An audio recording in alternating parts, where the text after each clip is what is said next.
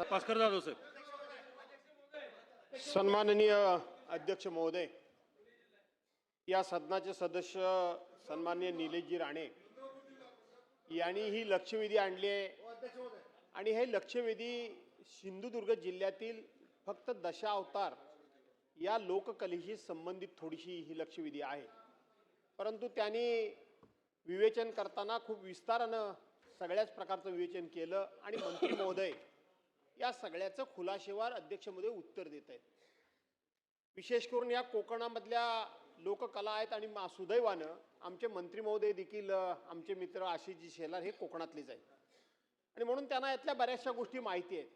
पण एकच गोष्ट मी आपल्या लक्षात आणून देऊ इच्छितो मंत्री महोदय, काही वर्षापूर्वी इथं मंत्री श्रीयुत अमितजी देशमुख हे त्या खात्याचे मंत्री होते. त्यावेळेला मुख्यमंत्री महोदय आपण हा मुद्दा उपस्थित केला होता.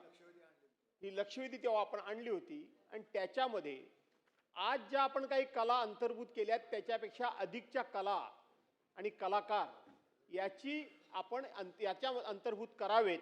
कारण जसं सिंधुदुर्गामध्ये दशावतार ही लोककला आहे तशी कोकणामध्ये म्हणजे विशेष करून रत्नागिरी जिल्ह्यामध्ये त्याला नमन म्हणतात. ते नमनाचे कलाकार सुद्धा तसेच आहेत. सिंधुदुर्गाचं वैशिष्ट्य असं आहे की संपूर्ण देशामध्ये एका जिल्ह्याची स्वतंत्र भाषा असलेला या देशामध्ये एकमेव जिल्हा आहे, तो म्हणजे सिंधुदुर्ग जिल्हा आहे. त्यामुळं त्या भाषेचं एकंदरीत टोन, ते बोलण्याचा लय खूप मजा येते, आपल्याला देखील माहिती आहे. आणि म्हणून नमन आहे, भजन आहे, भारुड आहे, शिमग्यातला संकासूर हे सुद्धा एक चांगली कला आहे. गाव खेळ निघतात, महिलांच्या टिपऱ्या आहेत, त्याचबरोबर लावणी महोत्सव होतो, त्याचबरोबर नमन महोत्सव आम्ही भरवतो. कोकणातली पाककला तर बोलायचं कामच नाही, स्वच्छतेबद्दल कोकणाचा कोणी हातच धरू शकत नाही.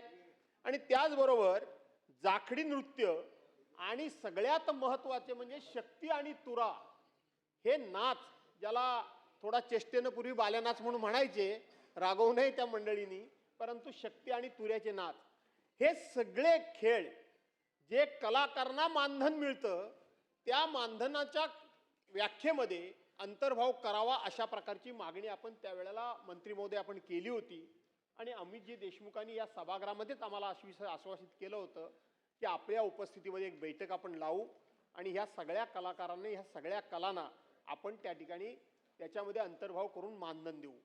मी आपल्याला पॉइंटर प्रश्न विचारतो की हीच बैठक आपण आम्हा सर्वांना बरोबर घेऊन, सर्वांना म्हणजे याच्यामध्ये सत्ताधारी आणि विरोधक असा काही भेदभाव वगैरे तुम्ही करणार नाही याची खात्री आहे मला. आणि म्हणून त्याच्यात मला पण बोलवा आणि म्हणून आम्हाला सर्वांना बोलावून या ज्या कला आहेत या कलांचा अंतर्भाव आपण करणार का, आणि अंतर्भाव करत असताना या सर्वांना जे आपण कलाकार म्हणून मानधन देतो, आपल्या निवेदनामध्ये आपण असं म्हटलंय की जिल्हाधिकाऱ्यांच्या अध्यक्षतेखाली ही कमिटी आहे असं आपण म्हटलंय. पण खऱ्या अर्थानं मंत्री महोदय ही कमिटी BDOच्या अंडर असते. BDOने रेकमेंड करायचं आणि मग त्या माणसाचं ज्याला कोणाला कलाकार म्हणून मानधन देण्याच्या योग्यतेचा म्हणण्यापेक्षा पात्र होऊ शकतो की नाही हे BDOने कळवायचं असतं. आणि म्हणून याची व्याप्ती वाढवण्याकरता आपण बक्षिसाची रक्कम 2 कोटीवरून 1 कोटीवरून 2 कोटीवरून मला वाटतं 4 कोटी 40 लाख केलीत. आता राज्याचं बजेट केवढं मंत्री महोदय, थोडासा आपली अपेक्षा आमच्या वाढवताय आणि म्हणून त्या कलाकारांना संधी देण्याकरता म्हणून अंतर्भाव याच्यामध्ये करण्याकरता एक बैठक लावा. इथं नुसती चर्चा करून होणार नाही आणि सगळ्यांना आपण बोलावून यामध्ये आम्ही ज्या सुचवलेल्या आहेत त्या, आणि दुसरं माननीय मुख्यमंत्री महोदय इथं हजर आहेत आणि आपण स्वतः कोकणातले आहात. मध्यंतरी मुख्यमंत्री असं झालं की एक माणसानं सिरियल काढलं, देवखेळे म्हणून सिरियल काढलं. आमच्या कोकणामध्ये इतकी उत्तम परंपरा आहे, कोणाला मारणं नाही, कोणाला काय नाही. आणि त्या सिरियलमध्ये मुख्यमंत्री महोदय त्यांनी असं दाखवलं की शिमग्या महिन्यामध्ये जो संकासूर नाचवला जातो, घराघरामध्ये खेळे जातात, ते प्रत्येक वेळेला एक मर्डर करतात, एका माणसाचा खून करतात आणि खून करून तो होमामध्ये, म्हणजे होम असते ना शेवटची मोठी होळी, त्या होळीमध्ये टाकतात. अशा पद्धतीचा त्यांनी त्या सिरियलमध्ये हा सीन दाखवला आणि त्यामुळं राज्य पातळीपासूनचे सगळे पोलीस अधिकारी गावागावामध्ये मुख्यमंत्री महोदय पोहोचले आणि असं काय होतं जाधव साहेब प्रश्न घ्या. एक प्रश्न घ्या. प्रश्न घ्या. एक मिनिट प्रश्न घ्या. अजून बोलणारी एकच सेकंद. अत्यंत महत्वाचा विषय आहे आणि लोकांची पळापळ झाली. मुख्यमंत्री महोदय शिमग्यामध्ये घरात जायची. आपण हे सिरियल ज्यांनी कुणी सुरू केलं आहे त्याची सत्यता मी म्हणतो हे तपासून तात्काळ याच्यावर बंदी आणणार का, हा माझा दुसरा प्रश्न. अध्यक्ष महोदय, सन्माननीय भास्करराव जाधव यांनी जो विषय या ठिकाणी मांडलाय खरं आहे. आमच्या कोकणात, सिंधुदुर्ग, रत्नागिरी या सगळ्या भागात या दशावताराच्या आणि अन्य खेळाची परंपरा जी आहे ना, ही केवळ मनोरंजनापुरतं नाही आहे. ती बांधली गेलेली आमच्या देवाशी पण, गावाशी पण, ग्रामव्यवस्थेशी पण, ग्रामदेवतेशी पण, आमच्या जत्रांशी पण, आणि त्यामुळे त्यातनं आमदनी मिळवावी असा आमचा राणेसाहेब तुम्ही म्हणाल त्याप्रमाणे कलाकार विचार नाही करत. पण परिस्थिती आज गंभीर आहे, त्यामुळे अनुदान भांडवली असेल किंवा प्रयोगात्मक आपण त्या ठिकाणी वाढवलं. आपण आता विषयाची व्याप्ती वाढवून यात काही अन्य सुद्धा प्रकार लोककलेचे घ्यावेत आणि त्यासाठी बैठक घ्यावी असं म्हटलं. बैठक घेऊ, पण हे देवाभाऊचं सरकार आहे. बैठकीपुरतं आम्ही थांबत नाही. आजच मी निवेदन दिलेलं आहे. त्या निवेदन या उत्तराच्या निमित्ताने वाचतो. सदनाने मला अध्यक्षांनी परवानगी द्यावी. मी या सभागृहास निवेदन करू इच्छितो की महाराष्ट्रातील लोककलेचा समृद्ध वारसा लाभलेला आहे. लोककलांच्या माध्यमातून मनोरंजनासोबतच लोकप्रबोधनाचे काम देखील प्रभावीपणे केले जाते. तसेच लोककलांमध्ये अनेक ऐतिहासिक व पौराणिक संदर्भ दडलेले आहेत. त्यामुळे लोकसंस्कृती आपल्या लोकजीवनाचा अविभाज्य भाग आहे. त्यामुळेच राज्यातील विविध लोककला प्रकारांचे जतन, संवर्धन व प्रसार करण्याच्या उद्देशाने शासनामार्फत विविध लोककलांचे महोत्सव भरवले जातात. त्यासोबतच लोककलावंतांच्या कलापथकांना भांडवली व प्रयोगात्मक अनुदान देण्यात येते. सन 2008 पासून लोककला अनुदान पॅकेज ज्याचा उल्लेख आपण केला शासनाने सुरुवात केली. त्यामध्ये तमाशा, दशावतार, शाहिरी, खडीगंमत, संगीत बारी यासारख्या कला प्रकारांना सदर अनुदान देण्यात येते. भास्करराव, या योजनेत आता यापुढे हा निर्णय घोषित करतोय हे देवाभाऊचं सरकार आहे. बैठक नाही, निर्णय. काय निर्णय?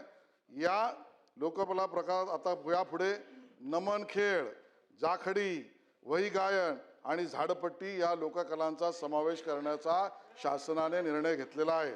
आणि म्हणून त्यामध्ये या योजनेत आपण काय करतो आहोत तर झाडीपट्टी या विदर्भातील लोककला प्रकारातील 20 कला पथकांना प्रत्येकी ₹50,000 याप्रमाणे 10 लक्ष प्रतिवर्षी अनुदान.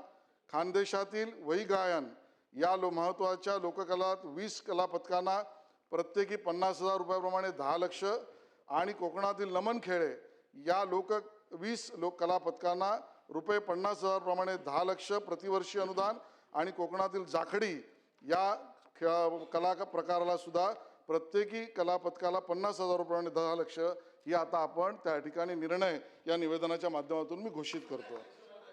अध्यक्ष महोदय, अध्यक्ष महोदय, मला या ठिकाणी सांगायला आनंद होतो की आपण राज्य महोत्सव म्हणून गणेशोत्सवाला घोषित केलं आणि मग या भजनाला भांडवली साहित्यासाठीचं अनुदान यामध्ये सुद्धा राज्यातील आपण आकडा माझा पुढे मागे होईल पण जवळजवळ 1,1500 भजनी मंडळांना थेट त्यांच्या तबला असेल, पेटी असेल, अन्य गोष्टींसाठी अनुदान दिलं.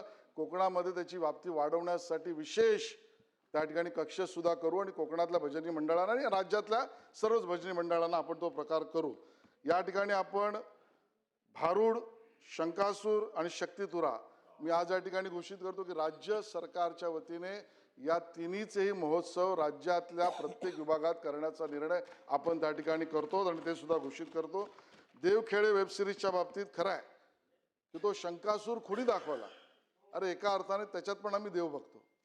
त्या शंकासुरातनं सुद्धा एका अर्थाने कुप्रथा याच्याबद्दल प्रहार करण्याची आमची हा लोककलेतला एक प्रकार आम्ही मानतो आणि त्यामुळे त्यात सामाजिक प्रबोधन आहे. त्या वेब सिरीजवर कारवाई करण्याच्या संदर्भामध्ये आपलं सुद्धा पत्र आलं, राणे साहेबांचं पत्र आलं होतं, अन्य निकम साहेबांचंही पत्र आलं होतं. तातडीने त्या वेब सिरीजच्या विरोधात पोलीस कारवाई वेब सिरीज म्हणून केंद्र सरकारला कळवणं आणि माननीय गृहमंत्रालयाच्या माध्यमातून सुद्धा निरोप जाण्यास सुद्धा आपण निर्णय करून त्या पद्धतीचे निर्देश संबंधित विभागाला दिलेले आहेत. सुनील प्रभू.